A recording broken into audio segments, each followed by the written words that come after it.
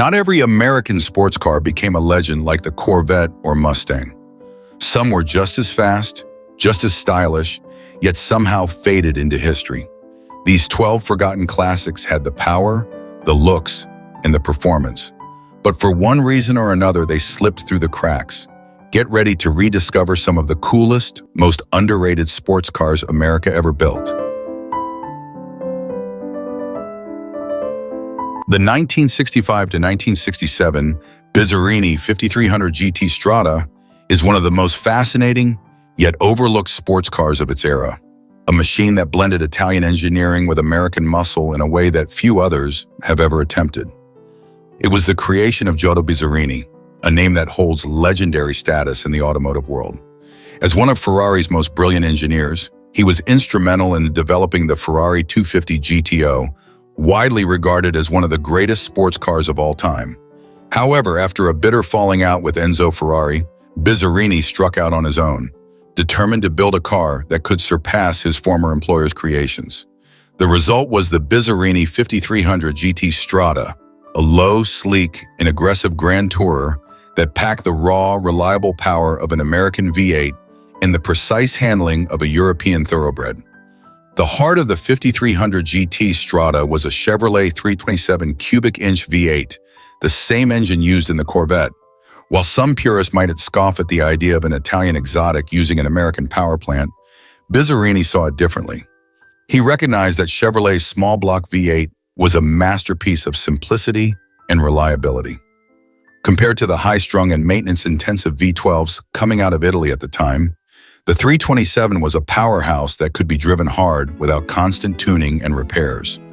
Bizzarrini modified the engine to extract more power, tuning it to produce anywhere from 365 to over 400 horsepower, depending on the configuration. In a car that weighed just over 10,500 pounds, this made for blistering acceleration. It could rocket from 0 to 60 mph in around 6 seconds, an astonishing feat for the mid-1960s.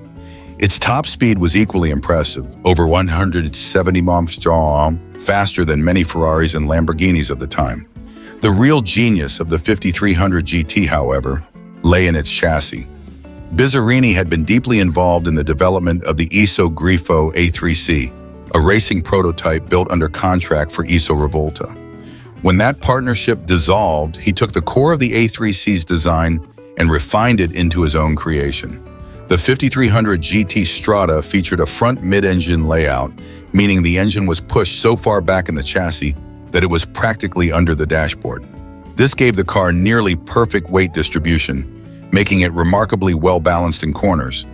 Unlike many of the muscle-bound American cars that use the same engine, the Bizzarrini could dance through winding roads with precision, offering a driving experience that felt more like a thoroughbred racing car than a brute-force muscle car. The body was another masterpiece. Designed with aerodynamics in mind, the 5300 GT Strada had an ultra-low, wide stance that looked both menacing and elegant. Its long, sloping hood and short rear deck emphasized its front mid-engine layout, while aggressive vents and sculpted lines hinted at its racing pedigree. Unlike many Italian exotics, which prioritize beauty over function, every element of the Bizzarrini's design had a purpose. The low-slung shape reduced drag, the wide stance improved stability, and the massive vents helped keep the powerful V8 cool under heavy use. It was, quite simply, a race car for the road, and that was no exaggeration. The 5300 GT's roots were firmly planted in motorsport. Racing versions of the car competed at Le Mans, where they impressed with their speed and endurance. Although Bizzarrini lacked the resources to take on the likes of Ferrari and Ford head-on, his cars proved they had the potential to be serious contenders. The lightweight chassis and American V8 gave them a unique advantage. Unlike many fragile European racers, the Bizzarrini could run at full throttle for hours without breaking down. Despite all of its brilliance, the 5300 GT Strada never became a mainstream success. Bizzarrini's small company lacked the marketing and production power of Ferrari or Lamborghini, and as a result, only around 133 road-going versions were ever built. This made it one of the rarest sports cars of its time. The people who did buy them, however, knew they were getting something special. It was a car that combined the best of both worlds, The elegance and precision of Italian engineering with the reliability and brute force of American muscle. Those lucky enough to have driven a 5300 GT often describe it as one of the most thrilling cars of the 1960s. Pietro M., an owner who has restored one, says it's a raw mechanical experience. The Chevy V8 has endless torque, and the car feels alive at any speed. It's not as polished as a Ferrari, but that's what makes it so special. You feel every vibration, every roar of the engine. It's a driver's car in the purest sense. Another owner, Jack L., who has owned his 5300 GT for nearly 20 years, comments, "It's a car that surprises people. Most assume it's just another Italian GT until they hear the deep rumble of the American V8. It has the best of both worlds." The 1974-1976 Bricklin SV1 was one of the most ambitious automotive projects of the 1970s. A sports car designed with a radical emphasis on safety at a time when speed and style often took precedence.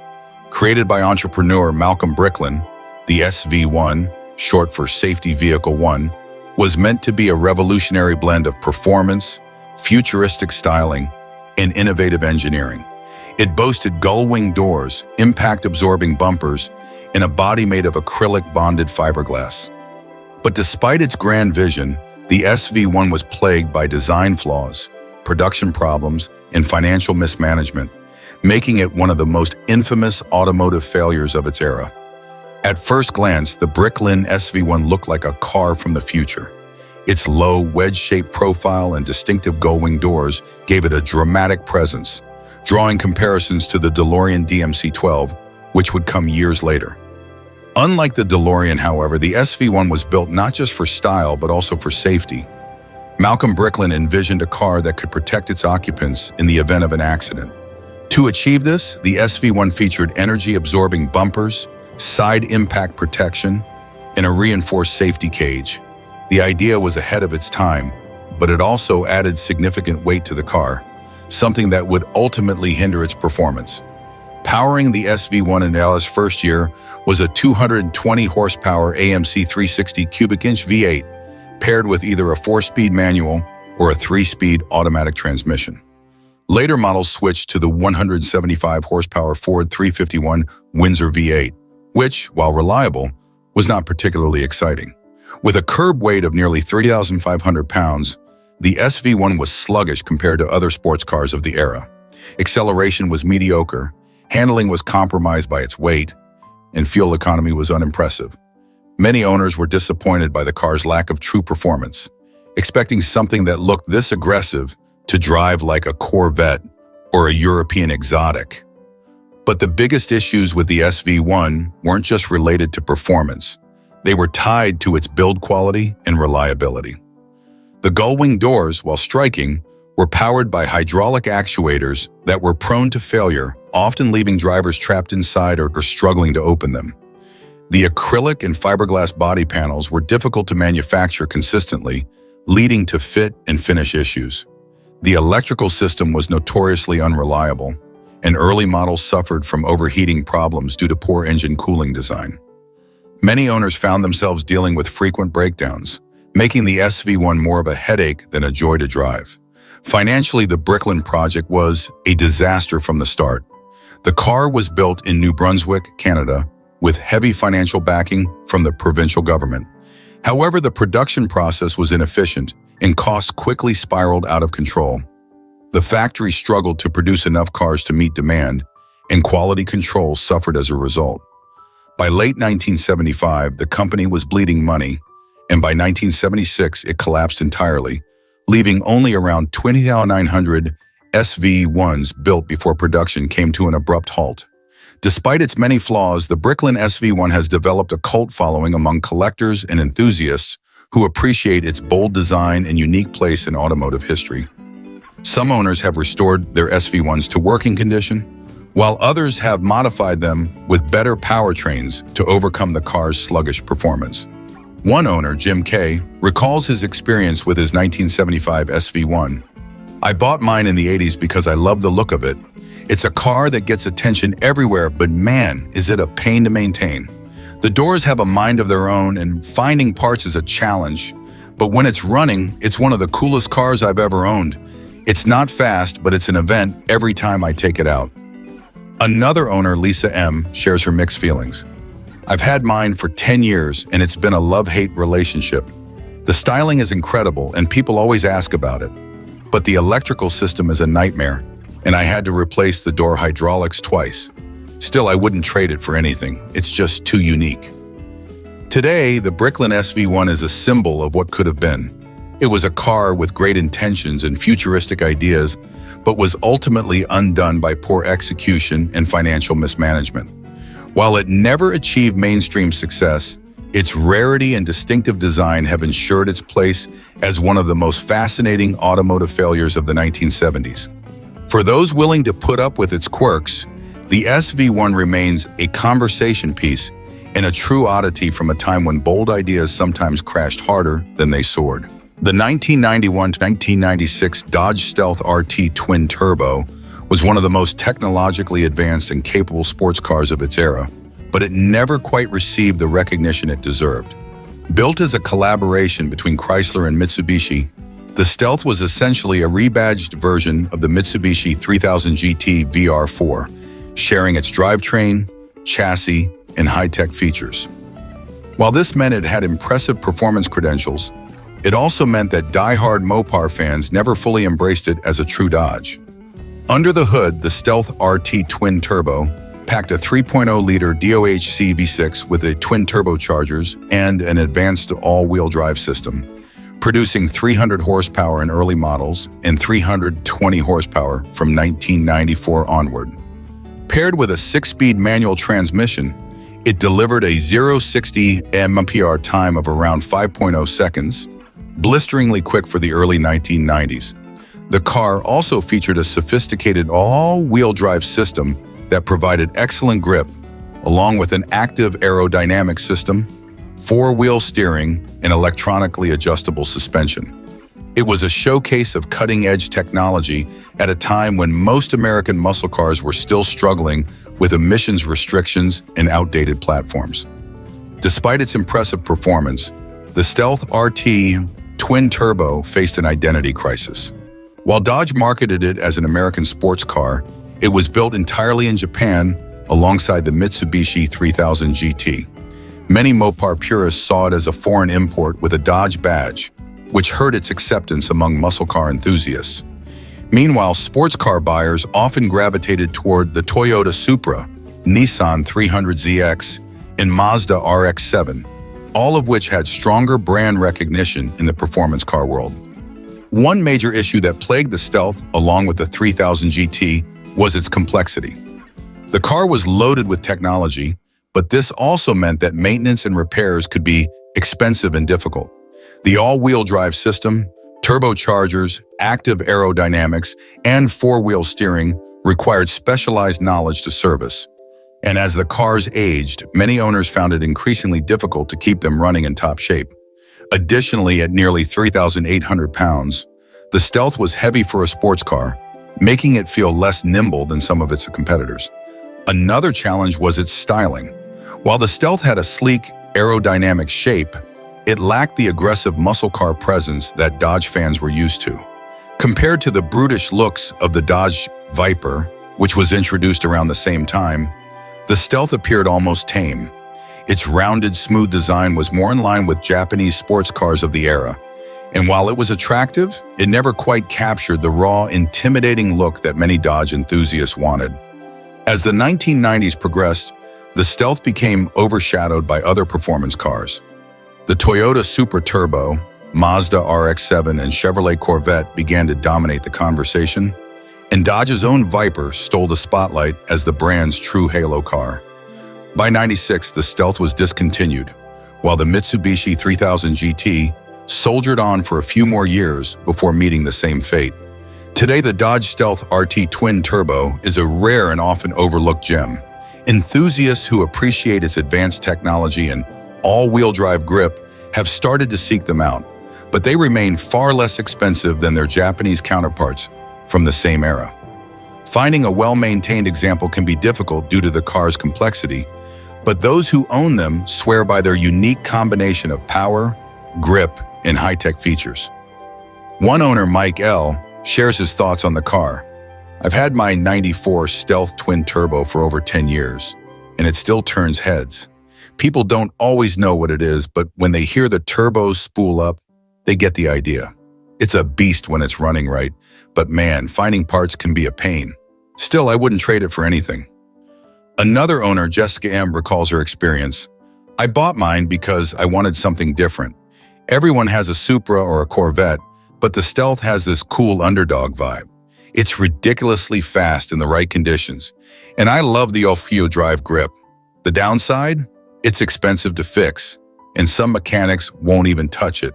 But when it's working properly, it's one of the most fun cars I've ever driven." Although the Dodge Stealth RT Twin Turbo never gained the same legendary status as some of its contemporaries, it remains a fascinating piece of automotive history. It was Dodge's most advanced sports car of the 1990s, but its Japanese origins and complex design kept it from achieving true classic status. Today it stands as a forgotten performance bargain, a car that was ahead of its time but never quite found its place.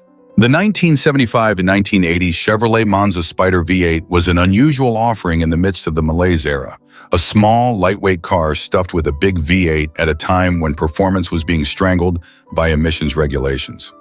While it had the ingredients of a proper American muscle car in a compact package, it never quite reached mainstream recognition, largely due to its Vega roots, design compromises, and competition from more traditional muscle cars of the era.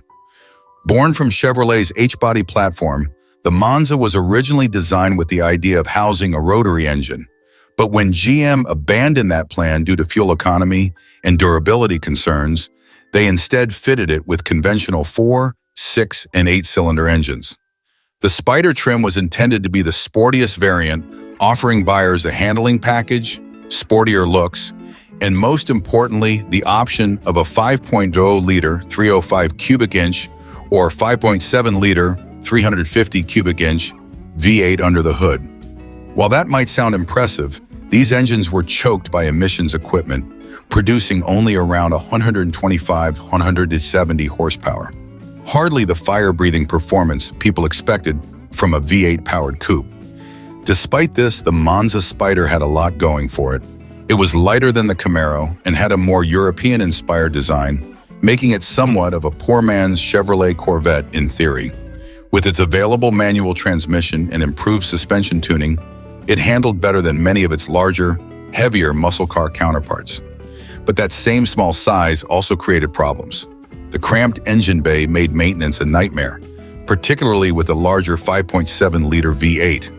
Changing spark plugs often required loosening motor mounts and jacking up the engine just to access them, a frustration many owners still remember today. Performance-wise, the Monza Spyder was a mixed bag. With the standard inline-4 or V6, it was underwhelming, but with the optional V8, it had enough torque to be entertaining. However, the restrictive emission systems and relatively mild factory tuning meant it couldn't compete with earlier muscle cars from the late 1960s and early 1970s. While the 305 and 350 engines had potential, they needed serious aftermarket modifications to truly unleash their power, something many owners ended up doing. One of the biggest problems for the Monza Spyder was its timing. By the late 1970s, muscle cars were struggling, and buyers looking for performance were either holding onto their older, more powerful classics or transitioning toward European and Japanese sports cars. The Monza was caught in the middle, too small to appeal to traditional muscle car buyers, yet too crude and underpowered to compete with rising imports like the Datsun 280Z or even the more refined Pontiac Trans Am. Rust was another major issue. Like the Vega it was based on, the Monza suffered from corrosion problems, especially in northern climates. Finding a well-preserved example today is difficult, as many were driven hard, neglected, and eventually scrapped. Despite its shortcomings, the Monza Spyder does have its fans.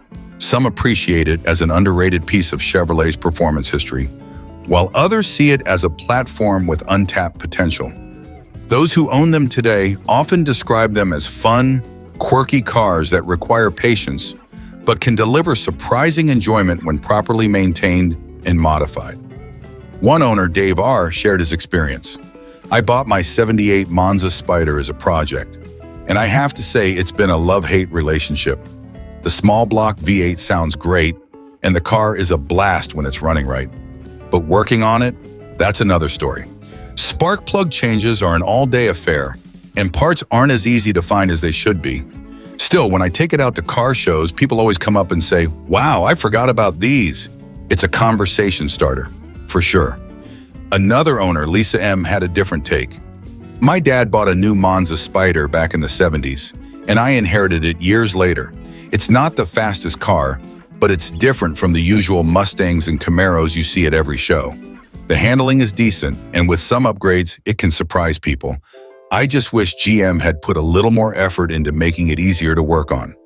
The Chevrolet Monza Spyder V8 remains a forgotten relic of the 1970s, a car that had the potential to be great, but was ultimately held back by emissions restrictions, poor timing, and the inherent flaws of its Vega-based design. Today, it's a rare sight on the road, but for those who appreciate offbeat muscle cars, it holds a unique charm as one of Chevrolet's last attempts to keep V8 performance alive in a rapidly changing era. The 1961-1963 Chevrolet Corvair Monza Spyder was one of the most ambitious and misunderstood American cars of its time. It was a groundbreaking model, introducing turbocharging to American production cars years before it became mainstream. At a time when most American automakers focused on large displacement V8 engines and traditional front-engine rear-wheel drive layouts, Chevrolet took an entirely different approach with the Corvair. This rear-engine, air-cooled, flat six-powered coupe and convertible were already unconventional, but the addition of a turbocharger to create the Monza Spyder made it even more unique. Yet, despite its innovation, controversy would ultimately overshadow its legacy, causing it to be largely forgotten outside of dedicated enthusiast circles. The Corvair itself was Chevrolet's answer to the rising popularity of compact cars in the late 1950s, particularly European imports like the Volkswagen Beetle. Unlike conventional American cars of the era, which used body-on-frame construction and front-engine layouts, the Corvair was designed from the ground up as a lightweight unibody car with a rear-mounted air-cooled flat-six engine. This design allowed for better interior space utilization, a lower center of gravity, and a smooth, balanced ride. When it debuted in 1960, the Corvair was marketed primarily as an economical family car, competing with the VW Beetle and the new wave of compact cars from Ford and Chrysler. However, Chevrolet soon realized that the Corvair's lightweight platform and unique handling characteristics made it a strong candidate for a sportier version. This led to the introduction of the Monza trim, which featured bucket seats, sportier styling, and a more engaging driving experience. By 1962, Chevrolet took things even further with the Monza Spyder, which included one of the most revolutionary powertrain additions ever seen in an American car at the time, a turbocharger. At a time when forced induction was almost exclusively used in aircraft engines or high-end racing applications, Chevrolet engineers took a bold step by fitting the Corvair's 2.4-liter flat-six engine with a turbocharger, boosting its output from a modest 80 or 102 horsepower to a far more exciting 150 horsepower. This may not seem like much by today's standards, but in the early 1960s, this was a significant jump, especially for such a small car.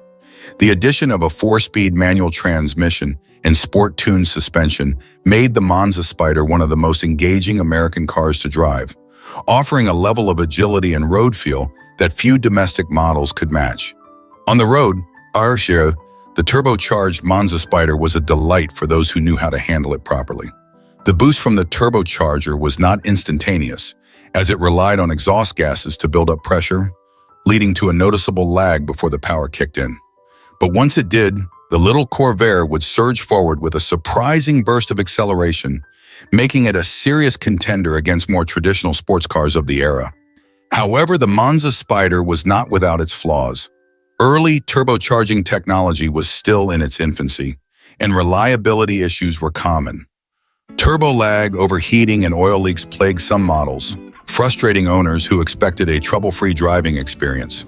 More significantly, the Corvair's swing-axle rear suspension design required careful handling, as it could lead to unpredictable oversteer if driven aggressively without proper technique. This handling quirk was not unique to the Corvair. Many European sports cars, including early Porsche 911s and Volkswagen Beetles, had similar characteristics. But it required drivers to understand weight transfer and throttle control, something that many American buyers were unprepared for. Unfortunately, the Corvair's reputation would be forever tarnished by Ralph Nader's 1965 book, Unsafe at Any Speed, which criticized the car's handling characteristics and portrayed it as a dangerously unstable vehicle. While later studies, including those conducted by the National Highway Traffic Safety Administration, debunked many of Nader's claims, the damage was done.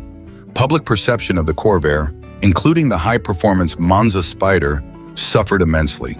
Chevrolet, eager to move past the controversy, redesigned the Corvair for 1965 with an improved suspension. But by then, the car's fate was sealed. For those who actually owned a Monza Spyder, the reality of the car was often quite different from the hysteria surrounding it. Many enthusiasts who understood the car's dynamics found it to be one of the most rewarding American cars of its time. One longtime owner, Mark D., recalls his experiences with his 1963 Monza Spyder. "I bought mine in the late 70s when they were just old used cars, and nobody wanted them. The turbo was finicky. You had to keep the oil clean and make sure the carburetor was tuned right." The 1967-1970 Shelby GT350 and GT500 represent an era of transition for the legendary Shelby Mustangs.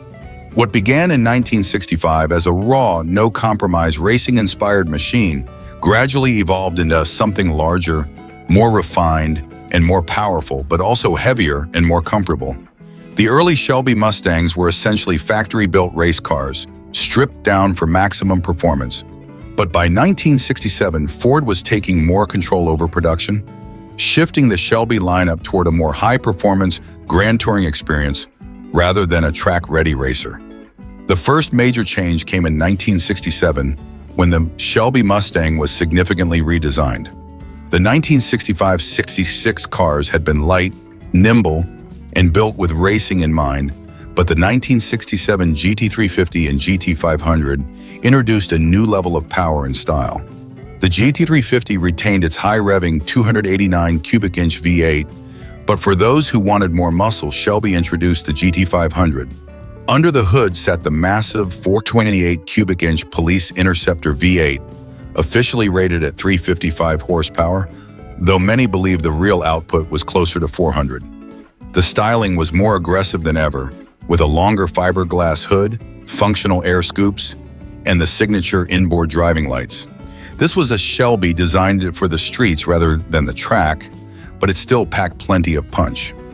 By 1968, the Shelby lineup was further refined. The GT350 received a new 302 cubic inch engine, while the GT500 saw the introduction of the GT500 KR, short for King of the Road.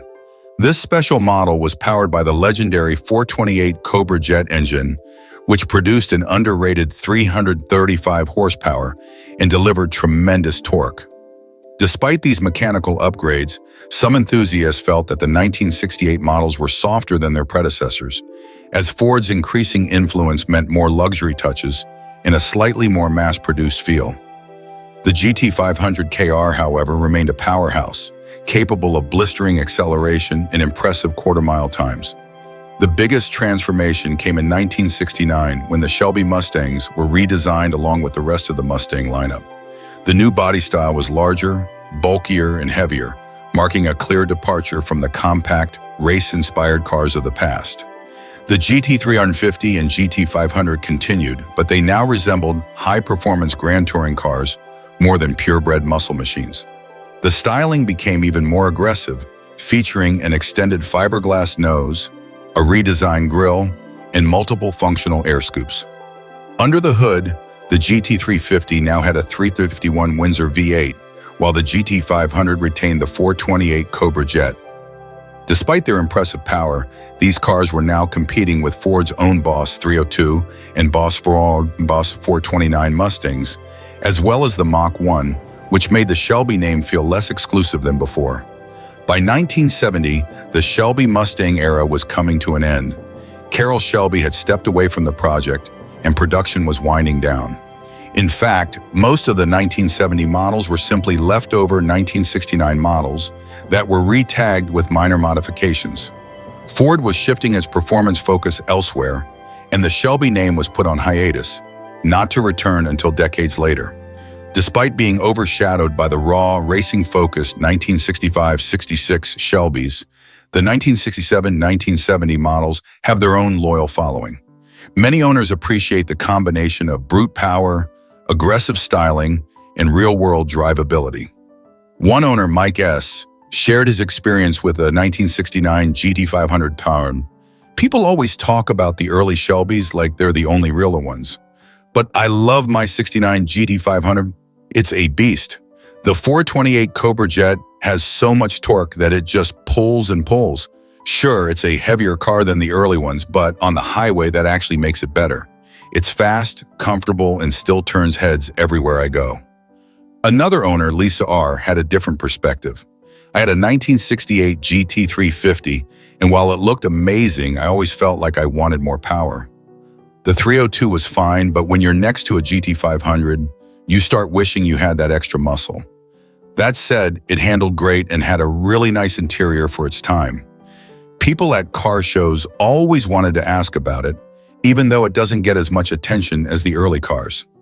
Today, these later Shelbys remain highly sought after by collectors, even if they don't always get the same level of recognition as the original 1965-66 models. They may have been bigger, heavier, and a bit more refined, but they were still unmistakably Shelby Mustangs, brutally powerful, aggressive in design, and built for speed. The 1969 to 1974 De Tomaso Pantera is one of the most intriguing, yet often forgotten sports cars in the history of motoring, combining Italian flair with American muscle. When it was introduced, the Pantera represented an ambitious and bold effort to combine the best of both worlds, Italian design and American power. Unfortunately, while the Pantera had the potential to be an icon, a combination of reliability issues and inconsistent quality ultimately led to its fall into obscurity. The heart of the De Tomaso Pantera was its Ford-sourced 351 Cleveland V8 engine, a powerhouse that was capable of pushing out around 330 horsepower in stock form.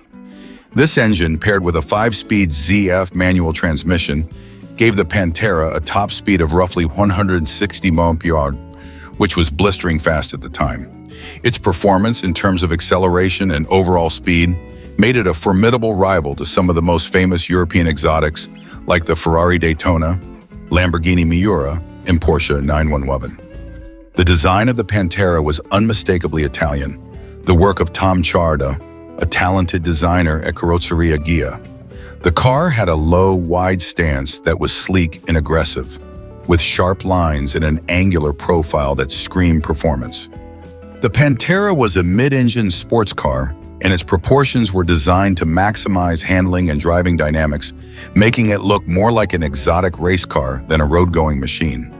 It's easy to see why the Pantera captured the attention of car enthusiasts and collectors. Its presence on the road was undeniable.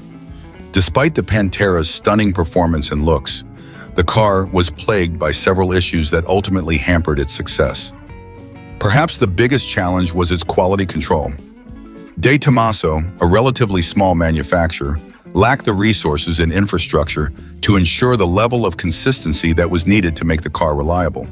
As a result, many owners encountered issues with fit and finish, including poor panel alignment, electrical problems, and most notably, rust. While the Pantera was a fantastic machine on the road, it was vulnerable to the elements, with many cars developing rust issues in critical areas. The body panels were also prone to cracking, especially after the car had seen a few hard years. One of the main reasons for the Pantera's initial lack of success was its ill-fated collaboration with Ford. While the American automaker supplied the engine and some of the mechanical components, the cars were assembled in Italy under De Tomaso's supervision.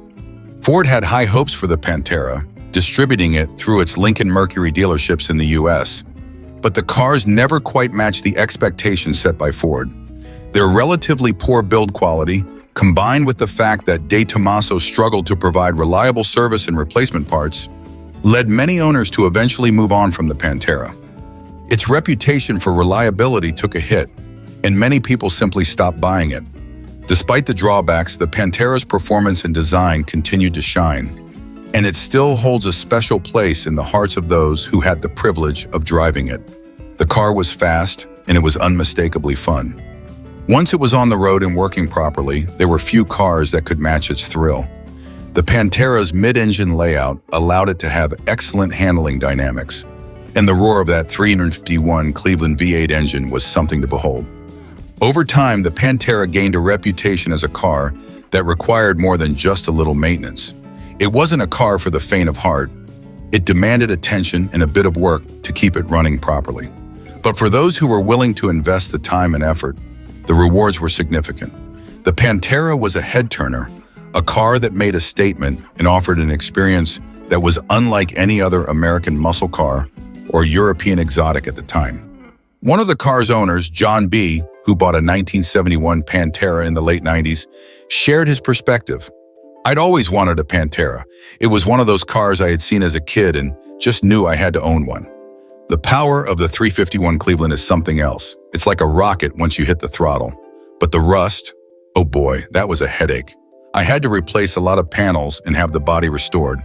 And don't get me started on the electrical issues. Still, when it's running right, there's nothing else like it. People stop me in traffic all the time, asking what it is. Another owner, Peter R., who restored a 1972 Pantera over the course of 5 years, shared his experience. "The Pantera is a car that demands respect. It's not like any other car I've owned. The build quality could have been better, but once I got the rust fixed and the engine tuned, it was incredible. It felt like a race car on the street. It may not be as famous as a Ferrari, but it's every bit as exciting. I get a lot of looks when I take it to shows." The 1984-1988 Pontiac Fiero GT holds a unique place in automotive history. Originally conceived as an economy car to compete with the likes of the Chevrolet Corvette and other compact sports cars of the time, the Fiero quickly became something much more than its creators initially intended. With the 1985 GT model, Pontiac introduced a revamped Fiero that showcased potential far beyond the expectations set for it, a compact mid-engine sports car that, with its sleek styling and 2.8L V6, seemed to promise thrilling performance. However, the Fiero's story is a bittersweet one, as despite its innovation and excitement, it was ultimately doomed by early reliability issues and a lack of long-term commitment from General Motors. As a result, the Fiero GT never truly reached its full potential, and the model's short production life left it as one of the forgotten gems of 1980s American performance cars. Pontiac's Fiero was a striking departure from the norm when it was first introduced in 1984. It was one of the few mass-produced mid-engine cars available to the American public.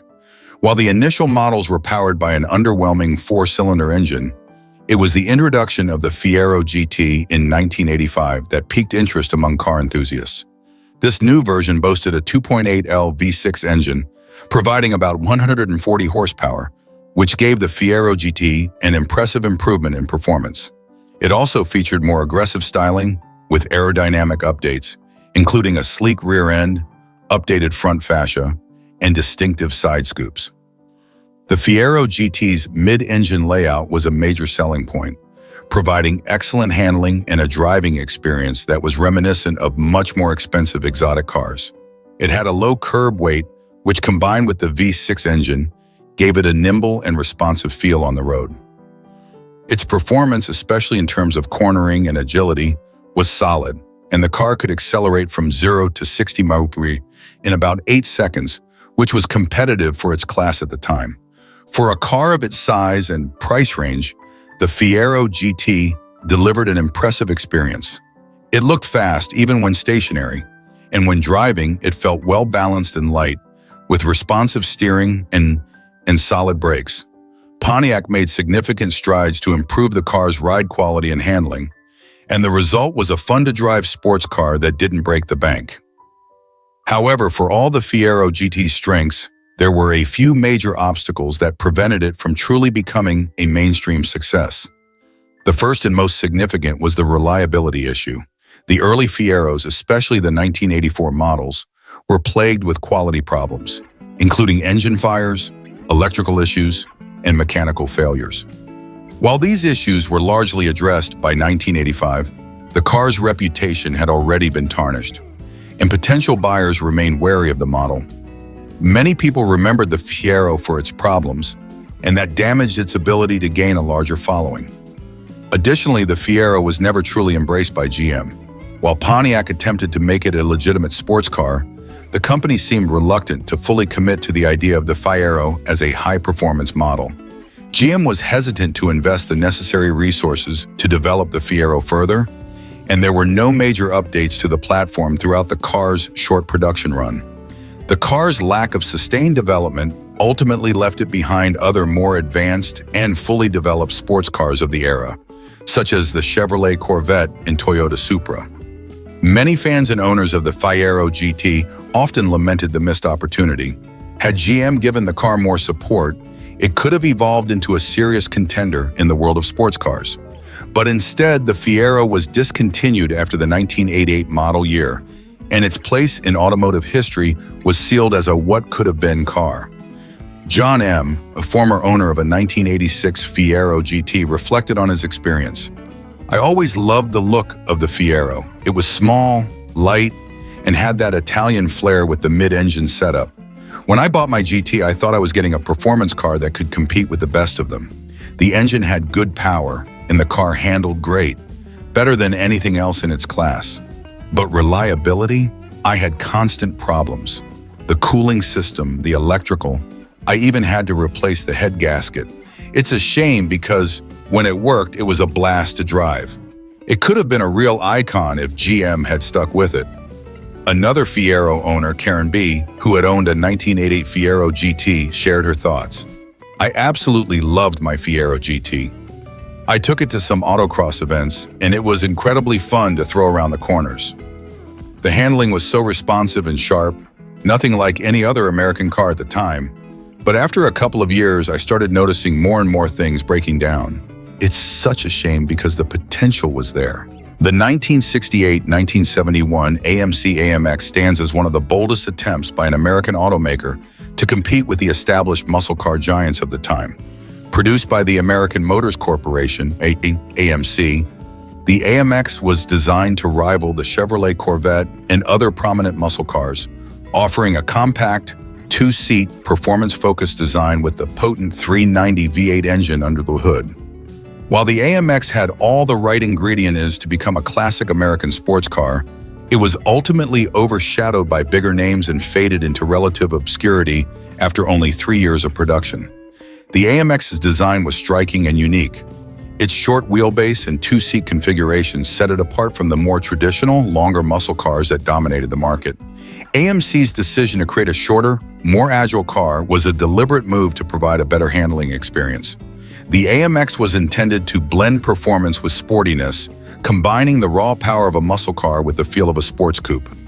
In many ways, it could be seen as a more refined alternative to the likes of the Chevrolet Corvette, focusing on a more manageable size and lighter weight while still delivering impressive power. Under the hood, the AMX packed a punch. The 390 cubic inch V8 engine could churn out around 315 horsepower, giving the car a 60 mph time of just under 6 seconds, quick by the standards of the time.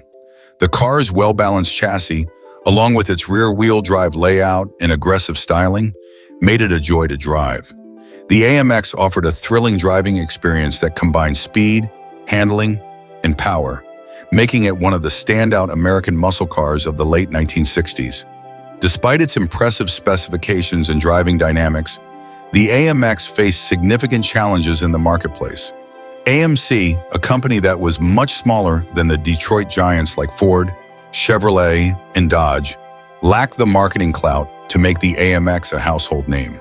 The AMX's relatively low production numbers and lack of widespread recognition meant that it never reached the level of success that its competitors enjoyed.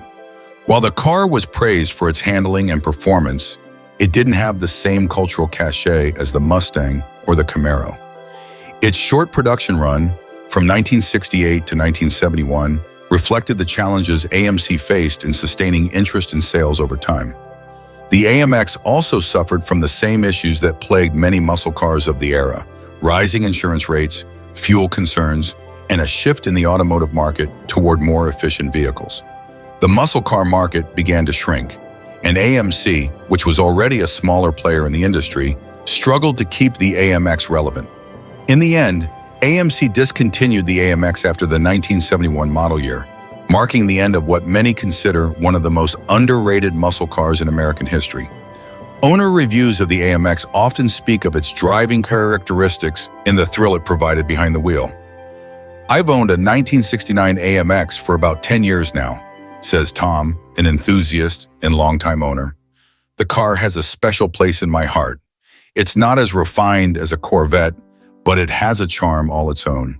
The 390 V8 is a beast, and the handling is something you don't expect from a muscle car. It was quick, nimble, and it definitely turned heads. It's a shame it didn't get the attention it deserved. It had the potential to be something bigger. But unfortunately, AMC just didn't have the muscle to push it." For Dave, another AMX owner, the car's personality stands out. "It's a pure muscle car, no doubt about it," he says. "The AMX was a blast to drive. It's not a car you take to a car show to just stand around and look pretty. This is a car that you drive hard. It handles like a sports car, but still has all the raw power you want from a muscle car. People always ask me what it is when I take it out, and I love telling them about it. It's a car that makes you feel like a part of a secret club of muscle car fans who truly appreciate what it was trying to do." Despite its limited production, the AMX remains a beloved car among enthusiasts today. It's a piece of automotive history that continues to captivate the imagination of those who understand its place in the broader context of muscle car culture. For all its shortcomings in terms of mainstream recognition and commercial success, the AMC AMX is remembered fondly by collectors and driving purists alike. The car's combination of performance, handling, and unique design makes it a standout, albeit somewhat forgotten classic.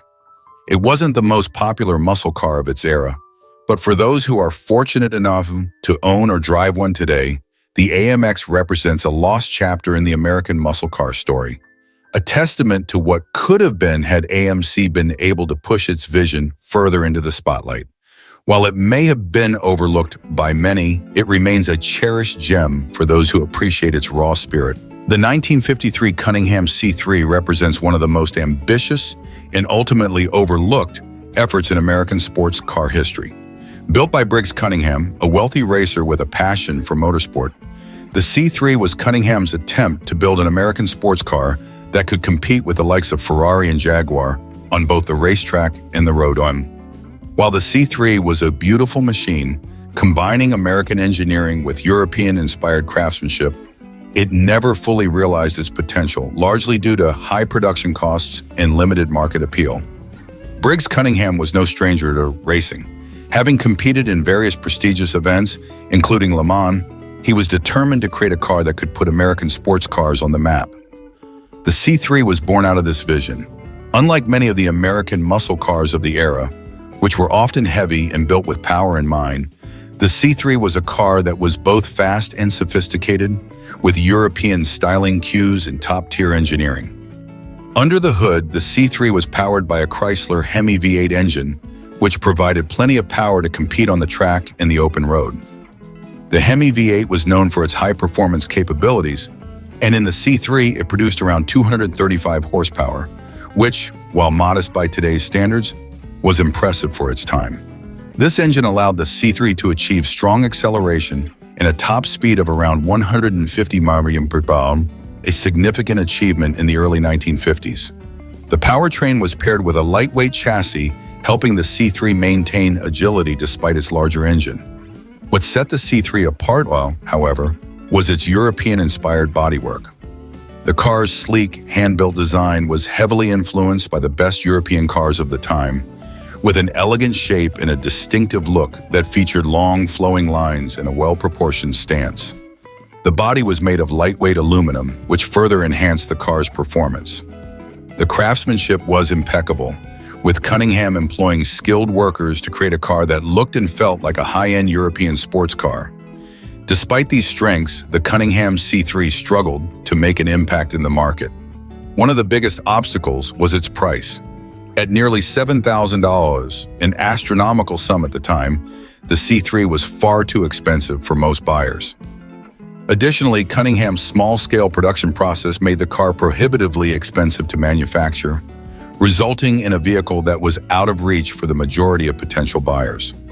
Only a handful of cars were produced, and most of them ended up in the hands of wealthy enthusiasts or racing teams. The C3 was also somewhat overshadowed by European competitors, like the Jaguar XK120 and the Ferrari 166, which were more established and had a proven track record in racing. While the C3's design and performance were impressive, it lacked the cachet and reputation that the European brands enjoyed, which made it harder for Cunningham to compete on the global stage. Despite this, the C3 did have some success in racing, particularly in events like the 24 Hours of Le Mans, where Cunningham himself drove and brought attention to the car's capabilities. The C3, however, never achieved the commercial success that Cunningham had hoped for, and the high production costs and limited demand led to its discontinuation. Only around 25 examples of the C3 were built before Cunningham ceased production, making it one of the rarest American sports cars from the 1950s. Today, the Cunningham C3 is a highly sought-after collector's item, admired for its craftsmanship, performance, and rarity. Owner reviews of the C3 often emphasize its exceptional driving experience and unique place in automotive history. "I've had the privilege of owning a Cunningham C3 for the past 15 years, says Mark, an enthusiast and vintage car collector. "The craftsmanship is absolutely top-notch. When you're behind the wheel, you feel like you're driving something special. The handling is incredible, and the sound of that Chrysler Hemi is just intoxicating. It's a shame it never gained the recognition it deserved in its day, but now it's a true treasure for those of us who appreciate its place in history." Another owner, Linda, shares her thoughts. "It's one of the most beautiful cars I've ever seen. The design is so elegant, and it's built to last. The performance is incredible for a car from the early 50s, and the fact that it's so rare makes it even more special. I love driving it to car shows. It always turns heads. People are always curious about the history behind it, and it's fun to tell them about Briggs Cunningham and his dream of building an American sports car." The Cunningham C3's legacy may be overshadowed by its high production costs and its inability to compete with the European giants. But for those who know its history, it remains a shining example of American ingenuity. The 1963 and 1967 Apollo 3500 GT was a fascinating attempt by American manufacturers to craft a grand touring car that could stand toe-to-toe with the European heavyweights of the time. Built in California by the Apollo Automobile Company, it was a true hybrid, combining American muscle with European refinement. With a lightweight aluminum body designed and produced by Italy's Carrozzeria Touring, the 3500 GT combined the best of both worlds: the strength and simplicity of American engineering, paired with the sophistication and elegance of European styling. At the heart of the Apollo 3500 GT was a Buick-sourced 3.5L V8 engine, which provided solid power for the car. While it didn't have the massive displacement of some American muscle cars, its performance was more than enough to give it the heart of a true sports car. The V8 engine delivered a respectable 215 horsepower, which, combined with the lightweight chassis, enabled the 3500 GT to achieve a top speed of around 140 mph and accelerate from 0 to 60 mph in around 7 seconds, quick for its era. What set the Apollo 3500 GT apart from other American cars of its time, however, was its design. The sleek, elegant lines of the aluminum body were a clear nod to the iconic Italian Grand Tourers of the era. With its low-slung profile, graceful curves, and long hood, the car exuded luxury and sophistication. The interior was equally impressive, with leather upholstery and wood trim that made the Apollo 3500 GT feel like a car built for long, comfortable journeys across Europe's winding roads. But despite its excellent performance and striking looks, The Apollo 3500 GT struggled in the marketplace. The Apollo Automobile Company was never able to generate enough financial backing to continue mass production, and as a result, only around 88 examples of the 3500 GT were built over its 4-year production run. This limited production, combined with the car's high price tag, about $6,000 at the time, meant that it was out of reach for most buyers. Furthermore, the Apollo brand lacked the marketing clout of its European competitors, and many potential buyers were understandably hesitant to buy an exotic car from brands it sought to emulate. Owner reviews often emphasize the car's distinctive blend of American and European qualities. The Apollo 3500 GT is a car that gets noticed wherever it goes, says Robert, an owner and vintage car enthusiast. It's an absolute blast to drive. The engine has plenty of power, and the styling is timeless. You can tell it was built with a lot of care and attention to detail, even if the company couldn't sustain itself. It's a rare car with a lot of character, and that's why I love it. Another owner, George, shares his experience. I've owned my Apollo 3500 GT for about 10 years, and it's one of the most enjoyable cars I've ever driven. It's not the fastest car on the road, but it's got plenty of torque, and the handling is fantastic. The ride is smooth and comfortable, which is exactly what you want from a Grand Tourer. The design is just stunning. Every time I take it out for a drive, the 1954 Kaiser Darrin occupies a unique and fascinating chapter in the history of American sports cars, especially in the context of the mid-20th century.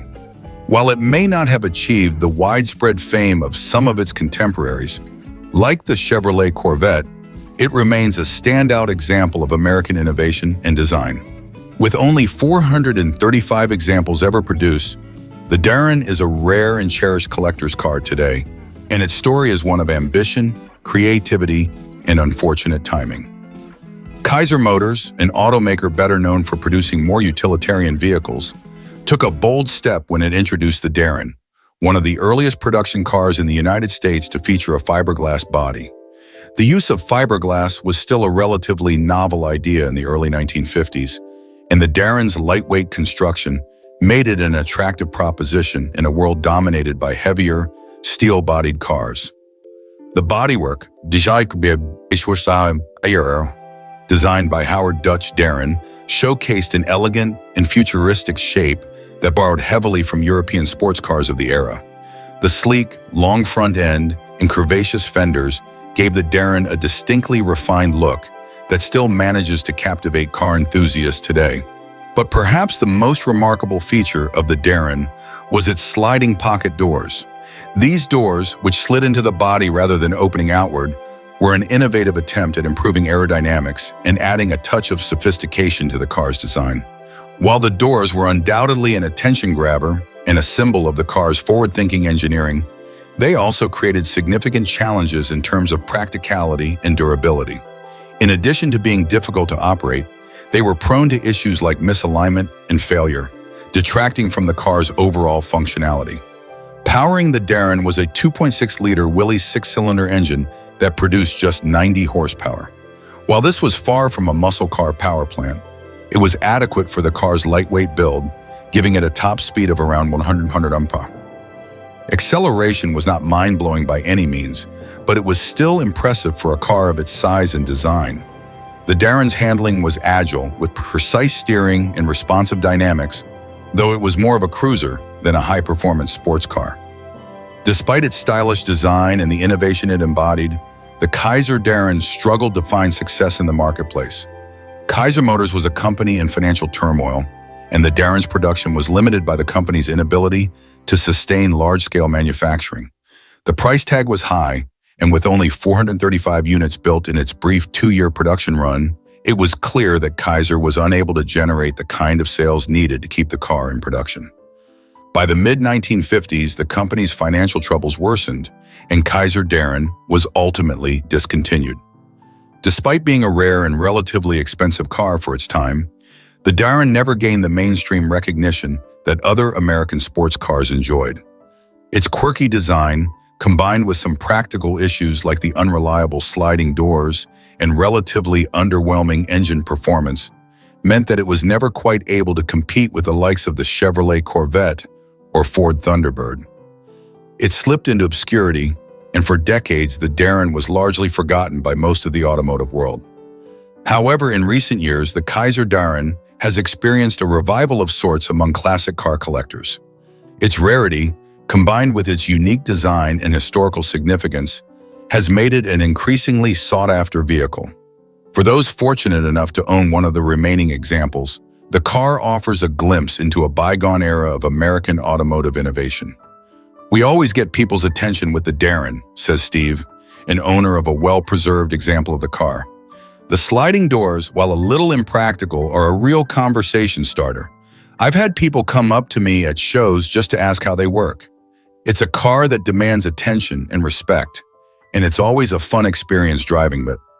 Another owner, Linda, shares her perspective. "It's not the fastest car on the road, but it's definitely a piece of history. People often think it's a European car because of the styling, but when I tell them it's American, they're surprised. I love the uniqueness of it. I've had a few issues with the doors over the years, but when it runs well, it's a smooth ride and there's something timeless about its design." Despite the issues that plagued the Darrin during its brief production run, owners appreciate its place in automotive history. They recognize that it represents an important step in the evolution of American sports cars, combining American ingenuity with European-inspired styling. It was ahead of its time in many ways, particularly with its use of fiberglass and its bold design choices.